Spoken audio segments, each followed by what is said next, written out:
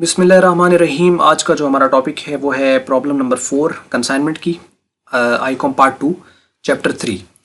तो इसमें जो है सेम वही सिनेरियो है जैसे मैंने प्रॉब्लम 2 के अंदर आपको बताया था, प्रॉब्लली आपने देखी है नहीं।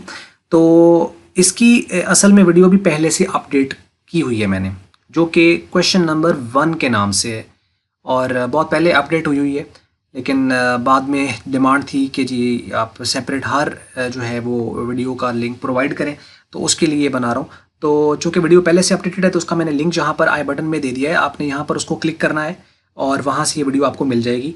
और दूसरी बात ये है कि वहाँ पर ये क्वेश्चन 1 है, यहाँ का क्वेश्चन 4 है। न्यू बुक के मुताबिक हो सकता है कल को ये 7वें नंबर पे चली जाए या किसी भी सीक्वेंस पे आ जाए, तो उसके अकॉर्डिंगली आपने देख लेना। तो मैं हमेशा उसके ऊपर लिख देता हूँ, उसके टॉप के ऊपर उसका जो भी अंदर फॉर एग्जांपल के ये जो चल रहा है तो मैं टॉप पे शो कर देता हूँ, सो दैट कि आपको फ्रंट से ही पता चल जाए कि इनफैक्ट प्रॉब्लम कौन सी आ रही है। तो एक चीज़ ये है, तो पिछली बुक के अंदर ये क्वेश्चन 1 था, जो अभी किताब चल रही है उसके अंदर ये 4 है।